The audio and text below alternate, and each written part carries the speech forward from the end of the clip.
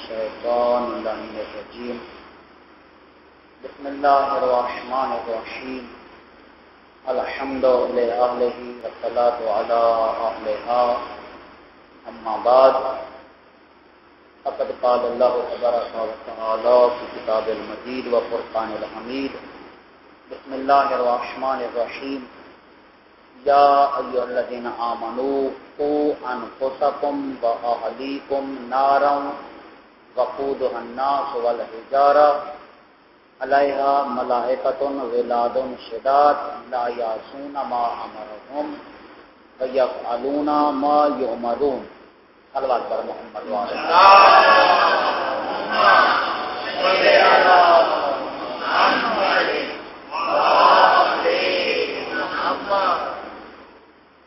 رات اسی آیت کے ضمن میں گفتگو ہوئی. یہ سورہ تحریم قرآن مجید کا 66 نمبر سورہ، تو سورہ کی 6 نمبر آیت ہے جس میں پروردگار عالم صاحبان ایمان سے یہ خطاب فرما رہا ہے، یا ایھا الذین آمنو، اے صاحبان ایمان، قوا انفسکم واہلیکم نارا، اپنے آپ کو اور اپنے اہل و عیال کو اس آتش جہنم سے بچاؤ، وقودها الناس والحجارہ، جس کا ایندھن انسان اور پتھر ہوں گے. اس سے معلوم ہوا کہ بعض اوقات جو یہ سوال کرتے ہیں لوگ کہ جہنم کی آگ کس چیز سے تیار ہوگی، وہ اللہ نے بتا دیا کہ یہی انسان ہی ہوں گے جس کے ذریعے سے جہنم کی آگ تیار ہوگی. جہنم کی آگ بھڑکائی جائے گی انسانوں اور پتھروں سے. تو اسی لیے فرمایا صاحبان ایمان، اپنے آپ کو اور اپنے اہل و عیال کو اس آتش جہنم سے بچاؤ، وقودها الناس والحجارہ، جس کا ایندھن انسان اور پتھر ہوں گے. لہذا ساتھ یہ بھی بتا دیا، علیہا ملائکۃ غلاظ شداد، وہاں اس جہنم کے اوپر جن فرشتوں کی ڈیوٹی لگائی گئی ہے وہ اتنے سخت قسم کے ہیں کہ ان میں بالکل نرمی نہیں ہے. لا یعصون اللہ ما امرهم، اللہ نے جو انہیں حکم دیا ہے وہ اللہ کے حکم کی خلاف ورزی نہیں کرتے. یفعلون ما یؤمرون، اور وہ وہی کرتے ہیں جن کا اللہ نے انہیں حکم دیا ہے. تو لہذا اس سے پتہ چلا کہ جہاں ہم نے اپنے آپ کو آتش جہنم سے بچانا ہے تو وہاں اپنی اہل و عیال کو بھی بچانا ہے. رات میں نے عرض کیا تھا کہ صرف انسان یہ ناز کرے کہ میں تو اللہ کے واجبات کا پابند ہوں، اللہ کی حرام کردہ چیزوں سے میں نے اجتناب کیا ہوا ہے، لہذا میں نے اپنے آپ کو تو آتش سے جہنم سے بچایا ہوا ہے. اس پہ ناز کرنا یہ کافی نہیں ہے، اس لیے کہ اللہ نے آرڈر دیا ہے کہ تم اپنے آپ کو، اپنے اہل و عیال کو آتش جہنم سے بچاؤ جس کا ایندھن انسان اور پتھر ہے. تو گویا صرف اپنے آپ کو بچا لینا کافی نہیں ہے جب تک اپنے اہل و عیال کو آتش جہنم سے نہ بچایا جائے. یعنی ہم یہ نہیں کہہ سکتے کہ پروردگارا ہم تو روزہ رکھتے تھے چاہے ہماری اولاد روزہ رکھے یا نہ رکھے، ہم تو حرام سے بچتے تھے چاہے ہماری اہل و عیال حرام سے بچتے ہوں یا نہ بچتے ہوں. نہیں، پروردگار عالم یہ ارشاد فرمائے گا کہ میں نے تمہیں کہا نہیں تھا کہ جہاں اپنے آپ کو تم نے آتش جہنم سے بچانا تھا وہاں اپنے اہل و عیال کو بھی بچانا تھا. یعنی جہاں اپنی فکر ہے وہاں اپنے اہل و عیال کی بھی فکر ہونی چاہیے. لہذا یہی وجہ ہے کہ آتش جہنم سے اپنے آپ کو بچانے کا بہترین جو مہینہ ہے وہ ماہ مبارک رمضان ہے، کہ جس میں انسان اپنے آپ کو اس آتش جہنم سے بچا سکتا ہے کہ جس کا ایندھن انسان اور پتھر ہوں گے. کیوں وجہ؟ اس لیے کہ پیغمبر اکرم حضرت محمد مصطفیٰ صلی اللہ علیہ وسلم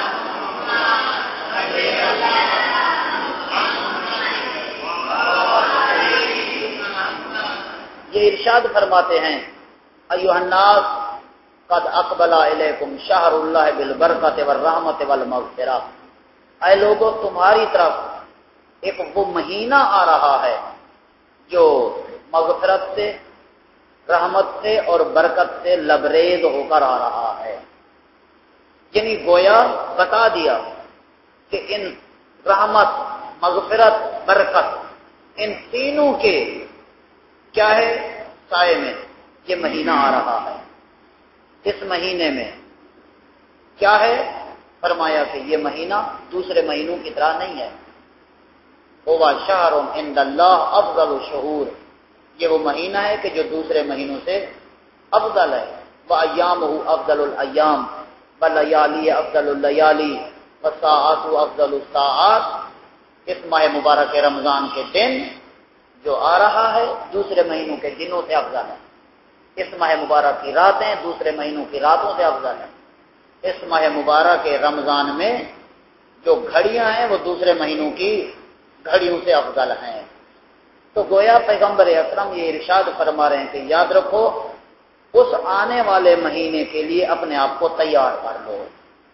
اس آنے والے مہینے کو تم یہ نہیں سمجھ سکتے کہ یہ دوسرے مہینوں کی طرح ہے، بلکہ 11 مہینوں کے دن ایک طرف، اس ایک مہینے کے دن ایک طرف، 11 مہینوں کی راتیں ایک طرف، اس ایک مہینے کی راتیں ایک طرف۔ لہذا اس لیے پیغمبر اکرم نے یہ ارشاد فرمایا ہوا شہر دعیتم فیہ الی ضیافۃ اللہ، وہ مہینہ ہے جس میں تمہیں اللہ کی طرف دعوت دی گئی ہے، تمہیں اللہ کا مہمان بنایا گیا ہے۔ وجعلتم من اہل کرامۃ اللہ، اور تمہیں وہ مقام دیا گیا، وہ پروٹوکول دیا گیا کہ تمہارے سر پر کرامت کا تاج رکھا گیا۔ یہ وہ تاج ہے جس تاج پر ملائکہ بھی فخر کرتے ہیں۔ اور پھر جب آپ مہمان بن گئے تو ظاہر ہے آپ جیسے ہر مہمان جو بھی آپ کا چہیتا ہو اس کی ایک ایک خواہش کو سامنے رکھتے ہیں، تو پروردگار عالم نے بھی تمہاری ایک ایک خواہش کو سامنے رکھا، یہاں تک کہ پیغمبر فرماتے ہیں انفاسکم فیہ تسبیح، یہ وہ مہینے کے جس میں تمہارا سانس لینا اللہ نے ایک تسبیح کے برابر ثواب رکھا۔ اور پھر صرف سانس نہیں، نومکم فیہ عبادت، اس مہینے میں فرمائے کہ تمہاری جو نیند ہے اس کو اللہ نے عبادت بنا دیا ہے۔ ایسا کریم میزبان ہے کہ مہمان کی ایک ایک چیز کو سامنے رکھ رہا ہے، یعنی سانس کو بھی ضائع نہیں ہونے دے رہا، نیند کو بھی ضائع نہیں ہونے دے رہا۔ اتنا کریم میزبان کائنات میں نہیں ملے گا۔ اور پھر جس کو مہمان بنایا ہے اس کا کیا مقام رکھا، انفاسکم فیہ تسبیح ونومکم فیہ عبادت دعاؤکم فیہ مستجاب، پیغمبر فرماتے ہیں اس مہینے میں جو تم دعا مانگو گے وہ تمہاری دعا قبول ہوگی۔ یعنی دیکھیں کتنا کریم میزبان ہے کہ مہمان کی ایک ایک چاہت کو سامنے رکھ رہا ہے۔ وہ یہ دیکھ رہے میرا مہمان کیا چاہتا ہے، جو جو چاہتا ہے، جو جو مانگ رہے ہو وہ تمہاری چاہت کو، تمہاری خواہش کو سامنے رکھتے ہوئے اس کو پورا کر رہا ہے۔ وَعَمَلُكُمْ فِيهِ مَقْبُولٌ، جو تم عمل کر رہے ہو پیغمبر فرماتے اس مہینے میں تمہارا عمل قبول کیا جائے گا۔ لہذا اب کیا مانگنا ہے؟ تو پیغمبر اکرم نے یہ ارشاد فرمایا فَأَسْأَلُ اللَّهَ رَبَّكُمْ بِنِيَّةٍ صَادِقَةٍ وَقُلُوبٍ طَاهِرَةٍ، اپنے رب سے سوال کرو سچی نیت کے ساتھ، پاکیزہ دل کے ساتھ، اَيُّوَفِّقَكُمْ لِصِيَامِهِ وَتِلَاوَةِ كِتَابِهِ، کہ وہ تمہیں اس ماہ مبارک رمضان میں روزے رکھنے کی توفیق دے اور قرآن کی تلاوت کی توفیق دے۔ اس لیے کہ جسے یہ دو چیزیں مل گئیں اسے سب کچھ مل گیا۔ جسے ماہ مبارک رمضان کے روزے رکھنا نصیب ہوئے جس کی توفیق ہوئی اور تلاوت کتاب کی توفیق ہوئی تو اس کو بہت کچھ مل گیا۔ اس لیے کہ عزیزان گرامی یہی ماہ مبارک رمضان ہے جس کے لیے پیغمبر فرماتے ہیں فَإِنَّ الشَّقِيمَ حَرَمَ غُفْرَانَ اللَّهِ فِي هَذَا الشَّهْرِ الْعَظِيمِ، بدبخت ہے وہ انسان کہ جس کے زندگی میں یہ مہینہ گزر جائے اور وہ اپنے آپ کو نہ بخشوا سکے۔ لہذا انسان کب اپنے آپ کو بخشوا سکتا ہے؟ کہ جب اپنے آپ کو اس قابل بنا کے ماہ مبارک رمضان میں داخل کرے کہ جب ماہ مبارک رمضان آئے تو اس کی گردن پر کوئی گناہ باقی نہ ہو۔ لہذا اس لیے پھر پیغمبر اکرم نے ارشاد فرمایا وَاذْكُرُوا بِجُوعِكُمْ جوع یوم القیامت وعطشہ، اس مہینے میں جب تم روزہ رکھو گے تو تمہیں بھوک کا احساس ہوگا، تمہیں پیاس کا احساس ہوگا۔ اس بھوک اور پیاس کو سامنے رکھتے ہوئے فرمایا قیامت کے دن کی بھوک اور پیاس کو یاد رکھو۔ وَاذْكُرُوا بِجُوعِكُمْ وَعَطَشِكُمْ جوع یوم القیامت وعطشہ، اور پھر ساتھ ارشاد فرماتے ہیں کہ وَوَقِّرُوا كُبَارَكُمْ وَارْحَمُوا صِغَارَكُمْ وَتَصَدَّقُوا عَلَىٰ فُقَرَائِكُمْ، فرماتے ہیں کہ اس مہینے میں بزرگوں کا احترام کرو بڑھ چڑھ کر، چھوٹوں پر رحم کرو اور صدقہ نکالو، اور فقراء مساکین پہ تم رحم کرو۔ یہاں تک پیغمبر ارشاد فرماتے ہیں کہ لوگوں کے یتیموں پر رحم کرو تاکہ تمہارے اس دنیا سے چلے جانے کے بعد تمہارے یتیموں پر رحم کیا جائے۔ اور پھر پیغمبر فرماتے ہیں کہ یاد رکھو یہی وہ مہینہ ہے ان انفسکم مرہونۃ، فرماتے ہیں کہ ففقوها باستغفارکم، تمہاری گردنیں اس مہینے میں گروی ہو چکی ہیں، گروی ہو چکی ہیں گناہوں کی وجہ سے۔ دوسرے مہینوں میں تم نے جو گناہ کیے ہیں تمہاری گردنیں گروی ہو چکی ہیں، لہذا ان کو آزاد کراؤ۔ ففقوها باستغفارکم، پیغمبر فرماتے ہیں استغفار کر کے اللہ سے معافی مانگ کر تم کیا کرو، اپنی گردنوں کو چھڑاؤ، اس آتش جہنم سے اپنے آپ کو بچاؤ جس آتش جہنم کا ایندھن انسان اور پتھر ہوں گے۔ تو لہذا اب جب پیغمبر نے فرمایا کہ تم کیا کرو، استغفار کرو، اور پھر ساتھ یہ بھی فرمایا وَظُهُورُكُمْ ثَقِيلَةٌ مِّن ذُنُوبِكُمْ، تم نے گناہ اتنے کیے ہیں کہ تمہاری پشت جھک چکی ہے اس کا وزن اٹھا کر، لہذا فَخَفَّفُوهَا بِطُولِ سُجُودِكُمْ، فرماتے ہیں کہ تم سجدے کر کے اپنی اس پشت کے اوپر جو گناہ ہے ان کو ہلکا کرو، سجدے کر کے اس مہینے میں زیادہ سے زیادہ سجدے کرو، زیادہ سے زیادہ رکوع کرو تاکہ تمہاری پشت پر جو گناہوں کا بوجھ ہے وہ ختم ہو جائے، وہ ختم ہو جائے۔ اور اپنے آپ کو آتش جہنم سے آزاد کس طریقے سے کرنا ہے؟ فرمایا باستغفار ہے، اپنے استغفار کے ذریعے۔ اچھا یہ استغفار کیا ہے؟ کبھی آپ نے غور کیا؟ استغفر اللہ ربی واتوب الیہ، اس کا مطلب کیا ہے؟ استغفر اللہ، میں اللہ سے مغفرت چاہتا ہوں، بخشش چاہتا ہوں، ربی جو کہ میرا رب ہے، واتوب الیہ، اور میں اللہ کی بارگاہ میں توبہ کرتا ہوں۔ ایک دفعہ امیر المومنین علی ابن ابی طالب علیہ السلام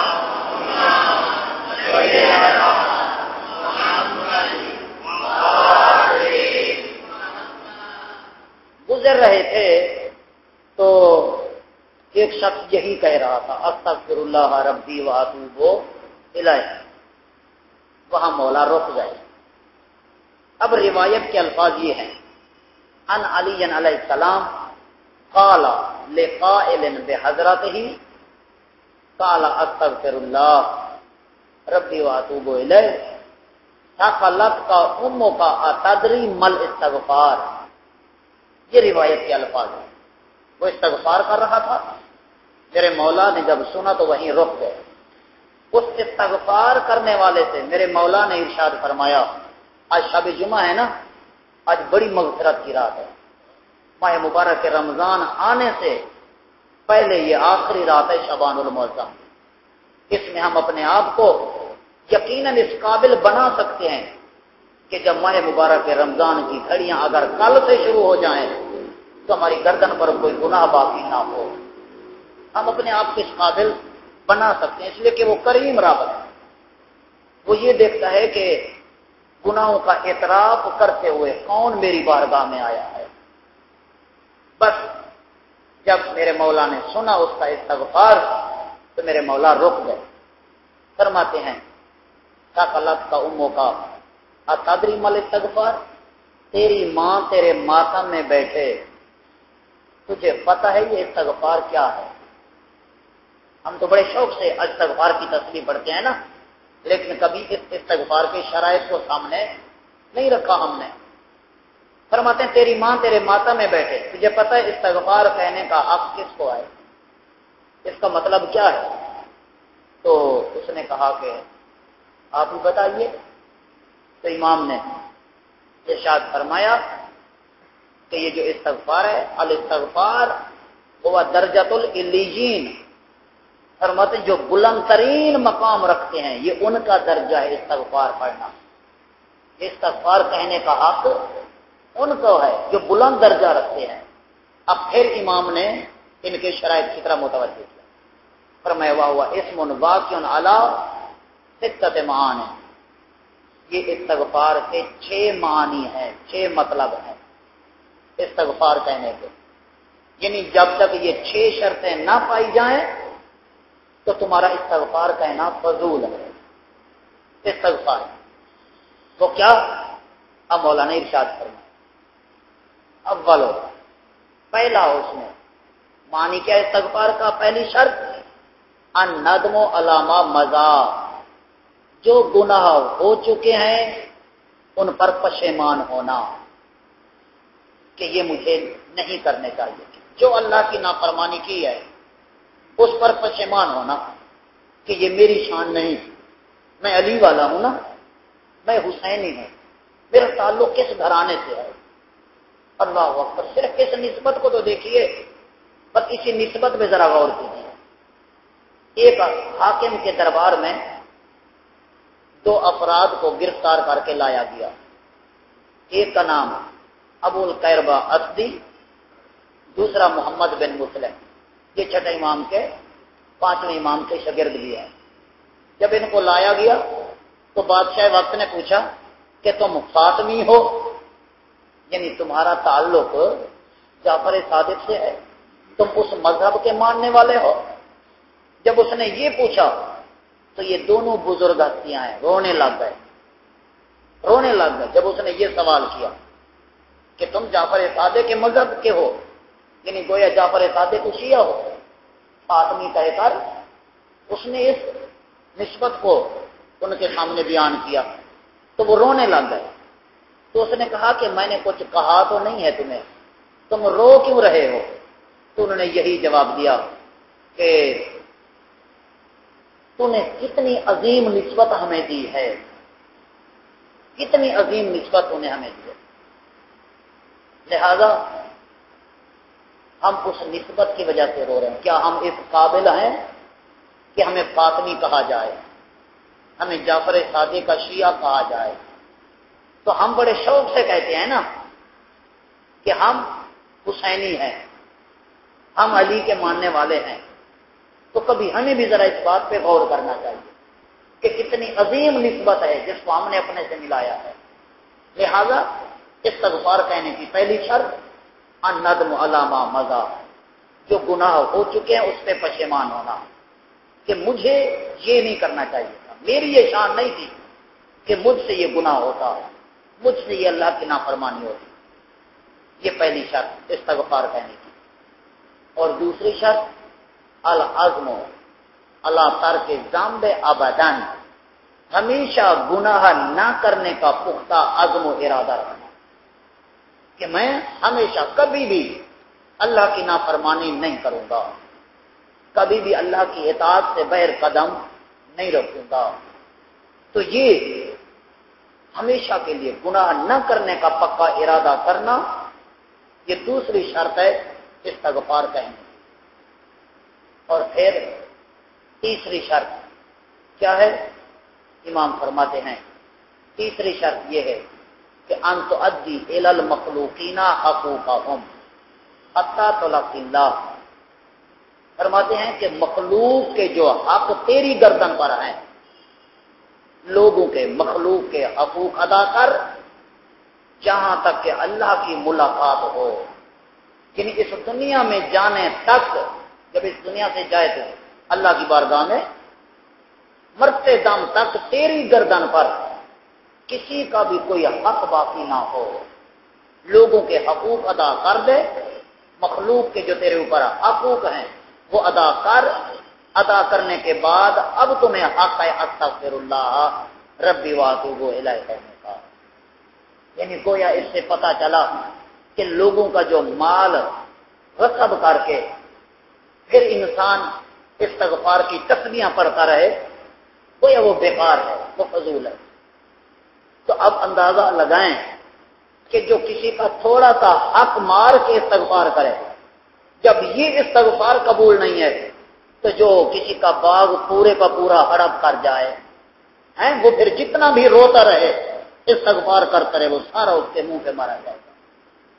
لہذا جتنا بھی اسے پھر آپ جنتی کہتے رہے وہ جنتی نہیں ہو سکتا، اس لیے کہ جب امام نے بتا دیا معصوم نے کہ استغفار کہنے کی یہ تیسری شرط ہے کہ مخلوقات کے حقوق جو ہیں وہ انہیں ادا کرے۔ اور پھر اب تو معاشرے میں تو رواج ہے نا کہ جہاں سے بھی مل گیا کوئی پرواہ نہیں ہے، کوئی پرواہ نہیں ہے، حلال سے آ رہا ہے یا حرام طریقے سے آ رہا ہے، بس آ رہا ہے۔ اور پھر جب پوچھتے ہیں تو کہتے ہیں ھذا من فضل ربی، یہ اللہ کا فضل ہے۔ اور پھر کمال تو یہ ہے کہ ایسے پیسے سے پھر وہ حج بھی کر رہے ہیں، عمرہ بھی کر رہے ہیں، یہ فضول ہے، اب بیکار ہے۔ جب تک انسان یہ نہ دیکھے کہ میرے پاس حلال کی کمائی ہے یا حرام کی ہے، اگر حرام کی ہے تو سمجھ لیں وہ اس کی ملکیت نہیں ہے، وہ کسی اور کا حق ہے جو اس کی گردن پر ہے۔ اور چوتھی شرط امام یہ فرماتے ہیں استغفار کہنے کی، انت امد الی کل فریضۃ ضیعتھا حتی تؤدی حقھا، فرماتے ہیں اللہ کا جو جو فرض تو نے ضائع کیا ہے اس کو ادا کر، جو جو فرائض تیرے رہ گئے ہیں انہیں ادا کر، ادا کرنے کے بعد، اور ادا بھی کس طرح، جو ان کا حق ہے، جو نماز کا حق ہے اسی طرح نماز کو بجا لا، جو روزے کا حق ہے اسی طرح روزے کو بجا لا۔ جب تو ہر فریضہ اللہ کا ادا کر دے اب تمہیں حق ہے استغفر اللہ ربی واتوب الیہ کہنے کی۔ لہذا اس سے پتہ چلا کہ ہم جو استغفار پڑھتے ہیں پہلے کم از کم یہ تو دیکھیں کہ ہماری گردن پر فرائض کتنے ہیں، ان فرائض کو ادا کرنے کے بعد پھر جو ہم استغفار کریں گے اس کا مقام کچھ اور ہے، اس کا درجہ کچھ اور ہے۔ لہذا ہمیں اس بات کی طرف توجہ کرنی ہے۔ پھر امام ارشاد فرماتے ہیں، کیا فرماتے ہیں؟ پانچویں شرط یہ ہے کہ جس طرح تو نے حرام طریقے سے اس طرح کھایا ہے کہ تیرے جسم پر جو گوشت آیا ہے، اس طرح اللہ کی اطاعت کر کہ وہ گوشت ختم ہو جائے، حلال غذا کی طرح گوشت ہو جائے، حلال غذا سے گوشت ہو گئے۔ پھر اس کے بعد اب تو کہو استغفار۔ پھر چھٹی شرط امام فرماتے ہیں، چھٹی شرط یہ ہے کہ ان تذیق الجسم علم الطاعت کما تذیق حلاوت المعصیہ، اپنے جسم کو اللہ کی اطاعت کر کے تکلیف ایسے پہنچا جیسے نافرمانی کر کے تو نے جسم کو مٹھاس پہنچائی تھی۔ حرام میں لذت ہے نا، تو بس امام یہی فرما رہے ہیں کہ پہلے یہ کر کہ جس طرح تو نے حرام میں لذت اٹھائی تھی، اپنے جسم کو لذت پہنچائی تھی، اب اللہ کی اطاعت اسی طرح کر کے تیرے جسم کو اسی طرح تکلیف ہو جسے وہ لذت پہنچی۔ ظاہر ہے اب انسان نے کیا کیا، جسم کے سکون کو دیکھا، صبح کی نماز چھوڑ دی ہیں جی، لہذا اب تکلیف کب ہوگی؟ جب صبح کی قضا کے ساتھ ساتھ نماز تہجد کا عادی ہو جائے، یہ ہوگی اطاعت الہی۔ اسی طرح دوسرے موارد میں بھی دیکھیں کہ جس طریقے سے اپنے جسم کو کیا کیا، حرام کے ذریعے سے سکون پہنچایا، اسی طرح اب ہمیں کیا کرنا ہے؟ اس سکون کی جگہ پر اپنے جسم کو تھوڑی تکلیفوں میں لانا ہے، تاکہ کم از کم یہ محسوس ہو کہ اللہ کی اطاعت میں میں زندگی گزار رہا ہوں۔ اور یہی وجہ ہے کہ بس آخری چند جملے حدیث قدسی میں ہے، من الاحادیث القدسیہ قال اللہ تعالی یا عبادی ستۃ منی و ستۃ منکم، اے میرا بندہ 6 کام میرے ہیں وہ میں کروں گا، اور 6 کام تیرے ہیں تو نے کرنے۔ 6 کاموں کی ذمہ داری تو لے لے اور 6 کاموں کی ذمہ داری میں لے لیتا ہوں۔ کتنا کریم رب ہے جس نے تقسیم کر دیے کام، یہ کام کرنا تمہارا کام ہے اور وہ کام کرنا میرا کام ہے۔ کیا فرمایا کہ المغفرۃ منی والتوبۃ منکم، توبہ کرنا تیرا کام ہے، سارے گناہوں کو مٹا دینا یہ میرا کام ہے۔ توجہ فرمائی نا، توبہ کرنا تیرا کام ہے اور تیرے سارے گناہوں کو مٹا کے ختم کر کے ایک مرتبہ پاکیزگی کی شکل میں تمہیں لانا یہ میرا کام ہے۔ بس توبہ کر لو، اور توبہ کا طریقہ ابھی آپ نے سنا کہ استغفار، یہ شرائط، اور انہی شرائط کو ادا کرنے میں انسان لگا ہوا ہو، انہی شرائط، یہ جو استغفار کے 6 شرائط ہیں، انہی کو ادا کرنے میں انسان لگا ہوا ہے، اسی دوران اگر موت آ جائے تو یقیناً اس کی توبہ قبول ہو۔ انہی شرائط کی ادائیگی کا ارادہ پختہ کرتے ہوئے اسی میں انسان لگا ہوا ہے، پھر استغفار کہہ رہے تو اس سے استغفار قبول ہوگا۔ کیوں؟ اس لیے کہ اسی میں ہی انسان لگا ہوا ہے، اسی فکر میں ہے۔ اور پھر ساتھ یہ بتاتا ہے پروردگار عالم 6 کام، ان میں سے پہلا کیا فرمایا کہ المغفرۃ منی والتوبۃ منکم، توبہ کرنا تیرا کام ہے، سارے گناہوں کو مٹا کے بخشنا تمہیں یہ میرا کام ہے۔ دوسرا الجنت منی والطاعۃ منکم، اطاعت کرنا تیرا کام ہے اور تمہیں جنتی بنانا میرا کام ہے۔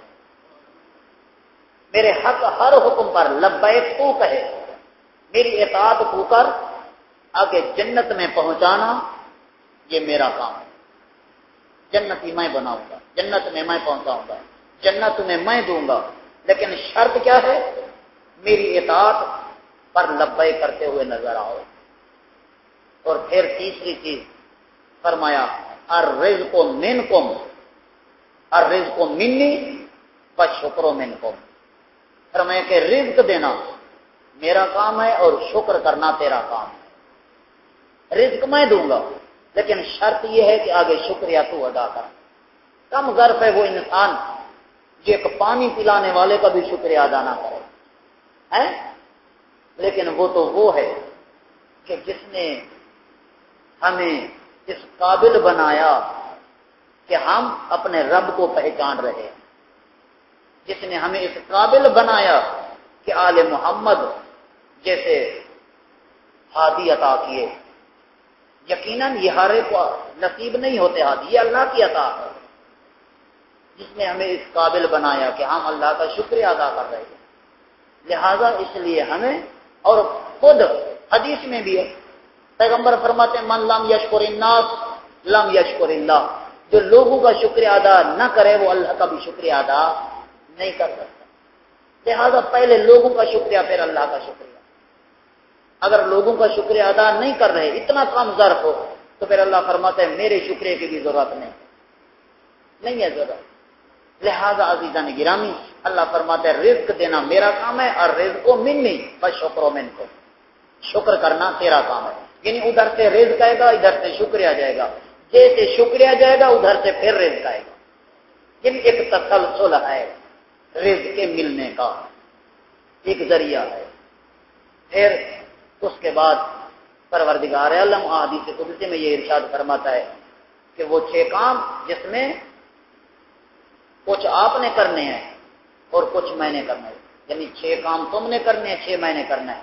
تو ان میں سے چوتھی چیز کیا ہے؟ وہ یہ ہے فرمایا کہ القضاء منی والرضاء منکم، فیصلہ میرا ہوگا، راضی تمہیں رہنا ہوگا۔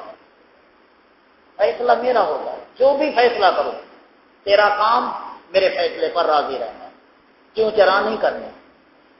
اب اس کے بعد پھر فرمایا البلاء منی والصبر منکم، امتحان میں رکھنا میرا کام ہے اور صبر کرنا تیرا کام۔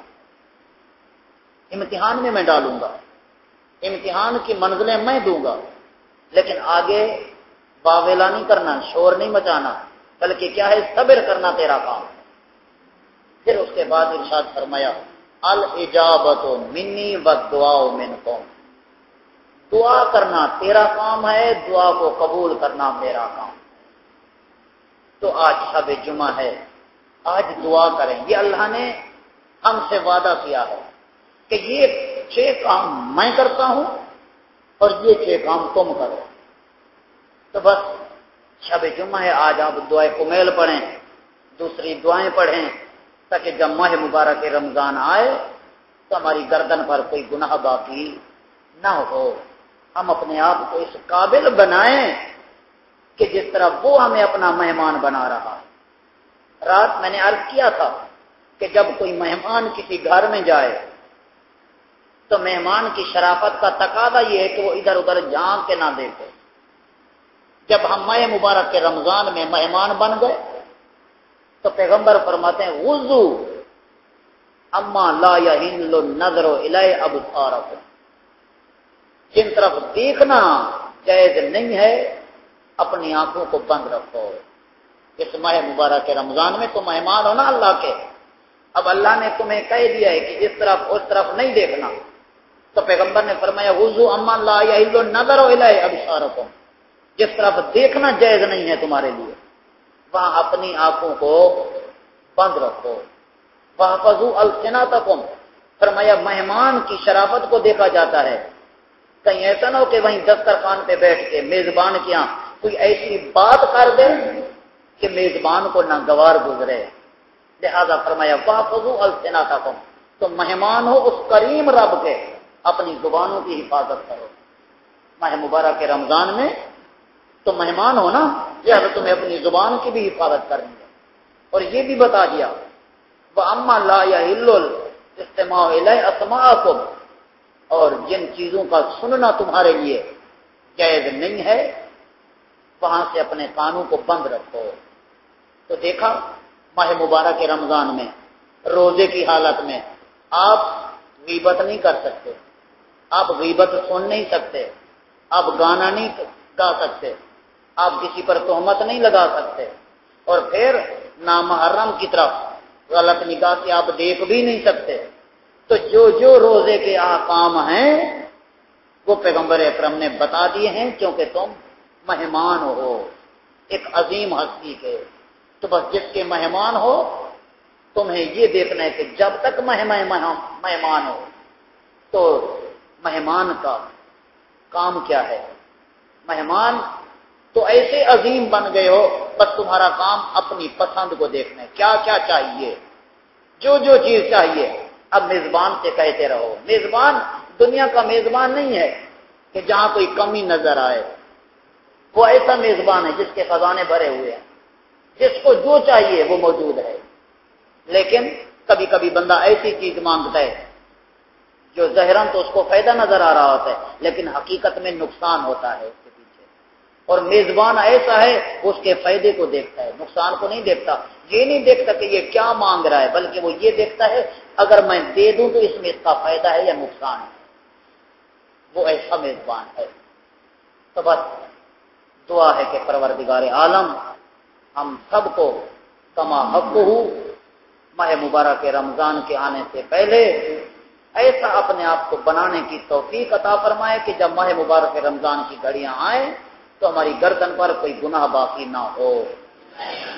اللہم صلی علی محمد وآل محمد، اللہم صلی علی محمد وآل محمد، اللہم صلی علی محمد وآل محمد، الہی بحق محمد وانت المحمود وبحق علی وانت العالی وبحق فاطمہ وانت فاطر السماوات والارض وبحق الحسن وانت المحسن وبحق الحسین وانت قدیم الاحسان وبحق تسعۃ المعصومین علیہم السلام پروردگارا بحق محمد و آل محمد ہم سب کے صغیرہ کبیرہ گناہ معاف فرما، ہمارا خاتمہ بالایمان فرما، ہمیں شر شیطان نفس امارہ کے شر سے محفوظ فرما، ہماری اولاد کو نفس امارہ کے شر سے محفوظ فرما، پروردگارہ بحق محمد و آل محمد ہم سب کو مقصد امام حسین علیہ السلام پہ زندگی گزارنے کی توفیق عطا فرما، ہم سب کو خلوص دل کے ساتھ خدمت دین کرنے کی توفیق عطا فرما، پروردگارہ بحق محمد و آل محمد ہمارے گھروں میں اپنی رحمت کا نزول فرما، ہمارے گھروں کو جملہ شر و بلیات سے محفوظ و مامون فرما،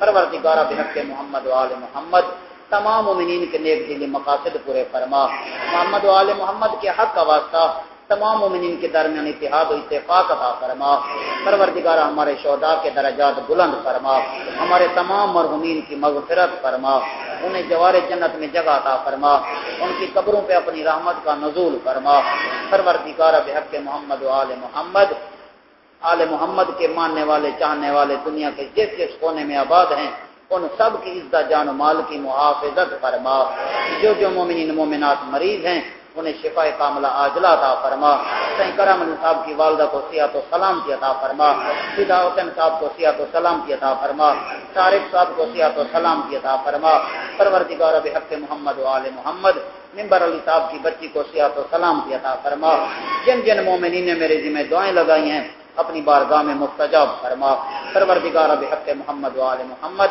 ہم سب کو امام زمانہ کے منتظرین میں سے شمار فرما، پروردگارہ امام زمانہ کا جلد ظہور فرما، ہمیں ان کے عوان و انصار میں سے قرار دے، اللہم ارزقنا فی الدنیا زیارت الحسین وفی الآخرۃ